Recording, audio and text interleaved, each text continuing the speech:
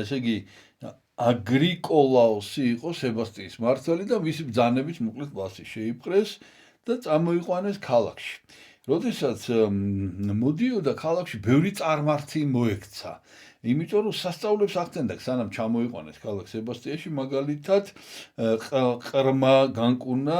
რომელსაც ყელში ჯვალი ქონდა ისე გარჭობილი რომ წებოდა ეს ბავშვი. გარდა ამისა ესე იგი ატირებული ქვრივი შეხვდა რომელსაც გელმა მოსტაცა გოჭი. ერთადერთი გოჭი ყავდა ზდიდა საწყალეს ქვრივი და მოკლედ ამან გელს უბრძანა სად იყო არ ჩანდა ეს გელი მაგრამ გადასახა ჯვარი და უცებ ხედავენ გელი მოდის და ეს გოჭს მოარბენიებს ესე იგი და მოუტანა ამ ხალხს ეს გოჭი და მოკლედ რო ჩავიდა სებასტიაში ჩააგდეს საპყრობილეში და ამ ქალბატონმა რო გაიგო ამ ქვრივმა რომ ეს ვინც ეს დაუბრუნა ეს რო საპყრობილეშია ეს გოჭი დაკლა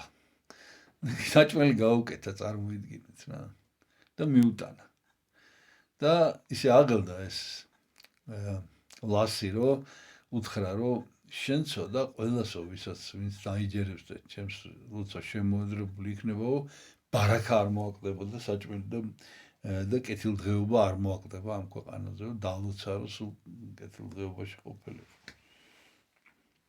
აგრიკოლაოსმა მოითხოვა რომ თაყვანი ეცა ამ წარმართი ღმერთებისაც, რა თქმა უნდა, ლასმა უარი უთხრა და ამიტომ ესე იგი სასტიკად ცემეს. და ამის შემდეგ ჩამოკიდეს ხეზე და ამ ჭყალებით ცნობილი იარაღია წამების რკინის კლანჭებითა რაღაცა ამითი კაწრავდნენ სხეულს და ლასი წაიყვანეს წყალში რომ დაეხრჩოთ ტბაში რა იმ ტბაში ისევე და რომ მიიყვანეს პასთან ხელი კრეს და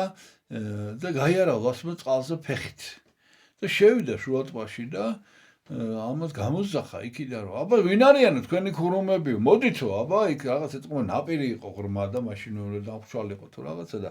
მოკლედ რომლები ხართო აბა მოდითო ერთი მოდითო ჩემთან და რაღაცა და წამოვიდნენ ესენიც რა ხარ აჭკუაზე იყვნენ და საინტერესოა და ჩააცვიდნენ დაიხჩოს თუ ყველა ესე იგი ამ წყალში